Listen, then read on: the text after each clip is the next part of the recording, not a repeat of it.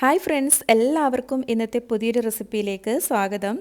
ഇന്ന് ഞാനൊരു സ്നാക്സ് റെസിപ്പിയാണ് ചെയ്യാൻ പോകുന്നത്. വളരെ പെട്ടെന്ന് തയ്യാറാക്കിയെടുക്കാൻ പറ്റിയ അതുപോലെ തന്നെ നല്ലൊരു ടേസ്റ്റി ആയിട്ടുള്ള ഒരു സ്നാക്സാണ് ഇന്ന് ഞാൻ തയ്യാറാക്കാൻ പോകുന്നത്. ഇതൊരു സ്നാക്സ് മാത്രമായിട്ടല്ല, നമുക്കിതൊരു ബ്രേക്ക്ഫാസ്റ്റിനോ ഡിന്നറിനോ ഒക്കെ കഴിക്കാൻ പറ്റുന്ന ഒരു റെസിപ്പിയാണ്. അപ്പോൾ ഇത് കുട്ടികൾക്കൊക്കെ വളരെയധികം ഇഷ്ടപ്പെടും. അത്രയ്ക്കും ടേസ്റ്റുള്ള ഒരു സ്നാക്സാണ്. അപ്പോൾ ഇതെങ്ങനെയാണ് തയ്യാറാക്കുന്നതെന്നും എന്തൊക്കെ ഇൻഗ്രീഡിയൻസ് ആണ് ഇതിലേക്ക് വേണ്ടതെന്ന് നോക്കാം. കുക്കിങ്ങിലേക്ക് പോകാം. ഇതിനായിട്ട് മെയിനായിട്ട് വേണ്ടത് ഉരുളക്കിഴങ്ങാണ്. ഇപ്പം ഞാനൊരു ഒരു മീഡിയം സൈസിലുള്ള ഉരുളക്കിഴങ്ങ് ഇതുപോലെ വേവിച്ചെടുത്തിട്ടുണ്ട്. ഇനി ഇതിൻ്റെ തൊലിയൊന്ന് മാറ്റാം. അപ്പോൾ ഇതിപ്പോൾ നല്ല ചൂടോട് കൂടിയിട്ടാണുള്ളത്. അപ്പോൾ കുറച്ച് ചൂടൊക്കെ ആറിയതിന് ശേഷം ഇതിൻ്റെ തൊലിയൊക്കെ ഇതുപോലെ ഒന്ന് നീക്കിയെടുക്കാം. എല്ലാ ഉരുളക്കിഴങ്ങും ഇപ്പോൾ ഇതുപോലെ ഞാൻ തൊലിയൊക്കെ കളഞ്ഞെടുത്തിട്ടുണ്ട്. ഇനി ഇതിനെ നല്ലോണം ഒന്ന് ഉടച്ചെടുക്കണം. ഒരു ഗ്രേറ്ററിൽ വെച്ച് ഒന്ന് ഗ്രേറ്റ് ചെയ്തെടുക്കുക, അല്ലെങ്കിൽ കൈവച്ച് തന്നെ ഇങ്ങനെ ഇതുപോലെ ഒന്ന് ഉടച്ചെടുത്താലും മതി. ഇനി ഇതിലേക്ക് 1 ടീസ്പൂൺ കാശ്മീർ ചില്ലി പൗഡർ ചേർത്ത് കൊടുക്കാം. അതോടൊപ്പം തന്നെ അല്പം ഉപ്പും കൂടി ചേർത്ത് കൊടുക്കുന്നുണ്ട്. അപ്പോൾ ഉപ്പ് ഞാൻ കുറച്ച് അധികം തന്നെ ചേർത്ത് കൊടുക്കുന്നുണ്ട്. അതെന്തിനാന്ന് പറയാം. ഇതിലേക്ക് അല്പം ഇനി ഗോതമ്പ് പൊടിയാണ് ഞാൻ എടുത്തിട്ടുള്ളത്. അപ്പോൾ ഇതിന് പകരം മൈദപ്പൊടി എടുത്ത് ഇതുപോലെ ചെയ്തെടുക്കാം. അപ്പോൾ ഞാനിപ്പോൾ കുറച്ച് ഹെൽത്തി ആയിട്ട് ഇരിക്കട്ടെ എന്ന് വിചാരിച്ചിട്ടാണ് ഗോതമ്പ് പൊടി ഇതുപോലെ എടുത്തിട്ടുള്ളത്. ഇനി ആദ്യം ഇതിനെ ഒന്ന് നല്ലോണം ഒന്ന് മിക്സാക്കി എടുക്കാം. ആ ഉപ്പും മുളക് പൊടിയൊക്കെ ഈ ഒരു പൊട്ടാറ്റോയിൽ എല്ലായിടത്തും ആവുന്ന പോലെ ഒന്ന് നല്ലോണം ഒന്ന് കുഴച്ചെടുക്കണം.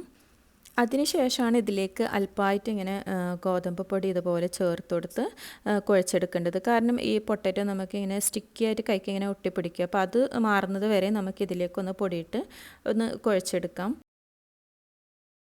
അപ്പോൾ ഇപ്പം ഞാൻ ആദ്യം കുറച്ച് പൊടി ഇതുപോലെ ഇട്ട് കൊടുത്തിട്ടാണ് കുഴച്ചെടുക്കുന്നുള്ളത്. പിന്നെ നോക്കിയിട്ട് ആവശ്യമാണെങ്കിൽ മാത്രം നമുക്ക് ചേർത്ത് കൊടുക്കാം. എനിക്കിപ്പോൾ ഒരു ബൗൾ പൊടി ഫുള്ളായിട്ട് ഇതിലേക്ക് ആവശ്യമായിട്ട് വന്നിട്ടുണ്ട്. അങ്ങനെ ഇപ്പോൾ ഞാൻ നല്ലോണം ഇതിപ്പോൾ ഇങ്ങനെ കുഴച്ച് നല്ലൊരു ഡോ ആക്കി എടുത്തിട്ടുണ്ട്. ചപ്പാത്തിക്ക് നമ്മൾ പരത്തുന്ന ആ ഒരു മാവിൻ്റെ ഒക്കെ രീതിയിലാണ് ഇതിപ്പോൾ ഇങ്ങനെ എടുത്തിട്ടുള്ളത്. ഇനി ഇതിലേക്ക് കുറച്ച് ഓയിൽ ഇതുപോലെ ഒന്ന് സ്പ്രേ ചെയ്ത് കൊടുക്കുന്നുണ്ട്. അപ്പോൾ ഓയിൽ ഇങ്ങനെ സ്പ്രേ ചെയ്ത് കൊടുത്താൽ മാത്രമേ നമുക്കിത് കയ്യിൽ ഇങ്ങനെ ഒട്ടിപ്പിടിക്കാതെ നല്ല രീതിയിൽ ഇതിനൊന്ന് ഉരുട്ടിയെടുക്കാനൊക്കെ പറ്റും. അപ്പം നേരത്തെ ഞാൻ ഉപ്പൊക്കെ ഇതിലേക്ക് ആവശ്യമായിട്ടുള്ള ഉപ്പാണ് ചേർത്ത് കൊടുത്തിട്ടുള്ളത്. അതുകൊണ്ടാണ് കുറച്ചധികം ഉപ്പ് ഞാൻ നേരത്തെ ചേർത്ത് കൊടുത്തത്. അപ്പോൾ പൊടിയൊക്കെ ഇങ്ങനെ ചേർത്ത് കൊടുക്കുമ്പോൾ ഉപ്പ് കുറഞ്ഞു പോകണ്ടല്ലോ എന്ന് വിചാരിച്ചിട്ട് ഇനി ഇതിനെ ഒന്ന് റെസ്റ്റ് ചെയ്യാൻ വേണ്ടി മാറ്റി വെക്കാം. ഇനി ഇതിലേക്കൊരു ഫില്ലിങ്സ് റെഡിയാക്കി എടുക്കണം. അതിനായി ഇതുപോലെ ഒരു പാൻ ചൂടാൻ വേണ്ടി വെച്ചിട്ടുണ്ട്.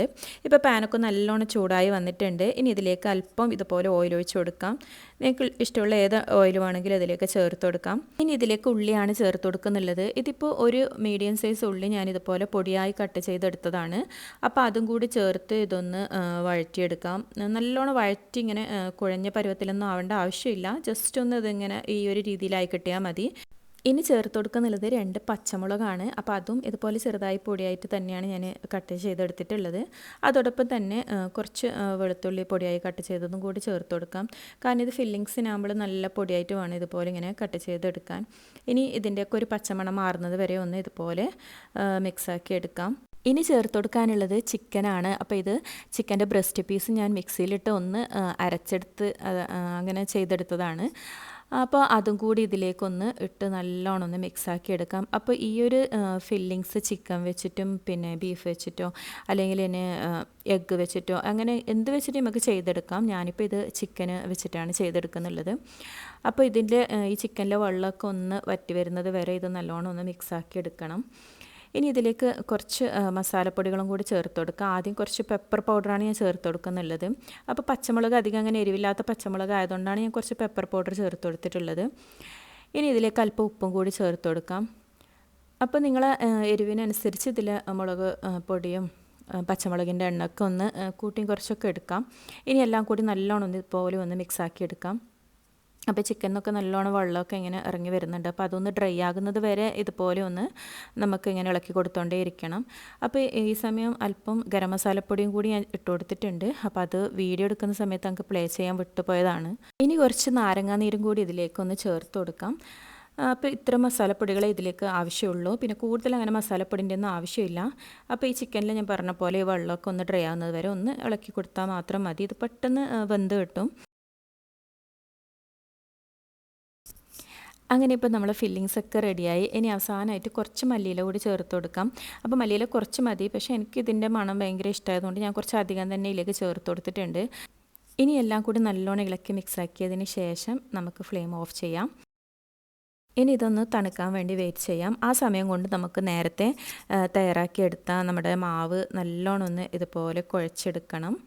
അപ്പോൾ ഇതുപോലൊരു ഷീറ്റിൽ വെച്ചിട്ടാണ് ഞാനിതൊന്ന് കുഴച്ചെടുക്കുന്നുള്ളത്. ഇനി ഇത് നല്ലോണം കുഴച്ചെടുത്തതിന് ശേഷം നമുക്ക് ചെറിയ ബോൾസാക്കി ഇതുപോലെ എടുത്ത് ഒന്ന് പരത്തിയെടുക്കാം. അപ്പോൾ ചപ്പാത്തിക്കൊക്കെ പരത്തുന്ന ആ ഒരു രീതിയിൽ ആ ഒരു തിക്നെസ്സിലാണ് ഇതൊന്ന് പരത്തിയെടുക്കേണ്ടത്. അപ്പോൾ ഇതുപോലെ ഞാൻ ഇപ്പോൾ ഷേപ്പൊന്നും വലിയ കാര്യമില്ല, ഇത് നമുക്ക് ഷേപ്പാക്കി കട്ട് ചെയ്തെടുക്കാനുണ്ട്. അപ്പോൾ ഞാൻ ഇതുപോലെ ഒരു ഷേപ്പിലാണ് കട്ട് ചെയ്തെടുക്കുന്നുള്ളത്. അങ്ങനെ ഇപ്പോൾ ഇതുപോലെ എല്ലാം റൗണ്ട് ഷേപ്പിൽ ഞാൻ കട്ട് ചെയ്തെടുത്തിട്ടുണ്ട്. ഇനി ഫില്ലിങ്സൊക്കെ നല്ലോണം തണുത്ത് വന്നിട്ടുണ്ട്. ഇനി ഇത് ഇതിൻ്റെ അകത്തൊന്ന് വെച്ച് നമുക്കൊന്ന് ഫില്ല് ചെയ്തെടുക്കാം. അപ്പോൾ ഒരു കുറച്ചൊരു ക്വാണ്ടിറ്റിയിലാണ് ഞാനിതിപ്പോൾ വെച്ച് കൊടുക്കുന്നുള്ളത്. അപ്പോൾ കുറച്ച് വലിയ ഷേപ്പിലൊക്കെയാണ് ഇവ ചെയ്തെടുക്കുന്നുണ്ടെങ്കിൽ അപ്പോൾ ആ ഒരു രീതിയിൽ നമുക്ക് ഫില്ലിങ്സൊക്കെ വെച്ച് ഇതുപോലെ ഉണ്ടാക്കി കഴിക്കാം. അപ്പോൾ ഞാൻ പറഞ്ഞതുപോലെ നമുക്ക് ബ്രേക്ക്ഫാസ്റ്റിനോ ഡിന്നറിനോ ഒക്കെ ഇതുപോലെ ഇങ്ങനെ ചെയ്തെടുത്ത് കഴിക്കാം. അത്രയ്ക്ക് ടേസ്റ്റുള്ള നല്ലൊരു സ്നാക്സ് റെസിപ്പിയാണ്. നമുക്കിഷ്ടമുള്ള രീതിയിൽ ഇതുപോലെ ഷേപ്പ് ചെയ്തൊക്കെ എടുക്കാം. ഞാനിപ്പോൾ ഈ ഒരു അടൻ്റെ ഷേപ്പിലാണ് ഇതിപ്പോൾ ഇങ്ങനെ ചെയ്തെടുക്കുന്നുള്ളത്. ഇത് കുറച്ച് ഈസിയായ ഒരു ഷേപ്പ് ആയതുകൊണ്ടാണ് ഞാൻ ഇങ്ങനെ ചെയ്തെടുത്തിട്ടുള്ളത്. അങ്ങനെയല്ല, ഈ ചെറിയ പീസിൽ ഞാനിതുപോലെ ഇങ്ങനെ ഫില്ലിങ്സൊക്കെ വെച്ച് എല്ലാം സെറ്റാക്കി എടുക്കുന്നുണ്ട്. അങ്ങനെ ഇപ്പോൾ കുറച്ച് വലിയ പീസും കുറച്ച് ചെറിയ പീസൊക്കെ ആയിട്ട് ഞാനിതുപോലെ ഷേപ്പ് എടുത്തിട്ടുണ്ട്. ഇനി ഇതിനെ നമുക്കൊന്ന് ഫ്രൈ ചെയ്തെടുക്കാം. അതിനായി ഞാൻ പാനിലേക്ക് അല്പം എണ്ണ ഒഴിച്ച് ചൂടാൻ വെച്ചിട്ടുണ്ട്. അപ്പോൾ എണ്ണയൊക്കെ ഇപ്പോൾ നല്ലോണം ചൂടായി വന്നിട്ടുണ്ട്. ഇനി ഇതിലേക്ക് നമുക്ക് ഷേപ്പ് ചെയ്തെടുത്ത് നമ്മൾ സ്നാക്സ് ഇതുപോലെ ഒന്ന് വെച്ച് ഫ്രൈ ചെയ്തെടുക്കാം.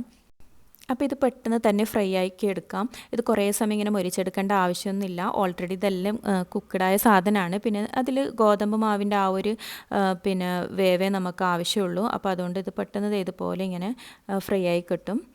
ഇനി ഇതിപ്പോൾ എല്ലാം റെഡി ആയിട്ടുണ്ട്. നമുക്കിത് എണ്ണയിൽ നിന്ന് കോരി മാറ്റാം. അപ്പോൾ ഈ ഒരു റെസിപ്പി നിങ്ങൾ എന്തായാലും ട്രൈ ചെയ്ത് നോക്കണം. ട്രൈ ചെയ്ത് നോക്കിയിട്ട് നിങ്ങളുടെ അഭിപ്രായങ്ങളും നിർദ്ദേശങ്ങളൊക്കെ കമൻറ്റിലൂടെ അറിയിക്കും വേണം. അങ്ങനെ സ്നാക്സൊക്കെ ഇതാ നല്ലോണം ഫ്രൈ ആയി കിട്ടിയിട്ടുണ്ട്. ഇനി ഇതിനെ പെട്ടെന്ന് തന്നെ എണ്ണയിൽ നിന്ന് കോരി മാറ്റാം. അപ്പോൾ ഒരുപാട് ഓയിലിൻ്റെ ആവശ്യമൊന്നുമില്ല. കുറച്ച് ഓയിൽ ഒഴിച്ച് ഇതുപോലെ നമുക്ക് ഫ്രൈ ചെയ്ത് എടുക്കാം. പെട്ടെന്ന് തന്നെ ഇതുപോലെ ഇങ്ങനെ ഫ്രൈ ആയി കിട്ടും. അടിപൊളി സ്നാക്സൊക്കെ ഇപ്പോൾ റെഡി ആയിട്ടുണ്ട്. അപ്പോൾ ഇത് നമുക്ക് ടൊമാറ്റോ കെച്ചപ്പിൻ്റെ കൂടെയൊക്കെ കഴിക്കാം. നല്ല ടേസ്റ്റാണ്. കുട്ടികൾക്കൊക്കെ വളരെയധികം ഇഷ്ടമാണ്. ഇവിടെ ഞാൻ ഇടയ്ക്കിടയ്ക്ക് ഉണ്ടാക്കാറുണ്ട്. അപ്പോൾ ഇന്നത്തെ റെസിപ്പി ഇത്രയേ ഉള്ളൂ. അപ്പോൾ വീണ്ടും നല്ലൊരു റെസിപ്പിയുമായി കാണുന്നത് വരെ താങ്ക് യു ഫോർ വാച്ചിങ്.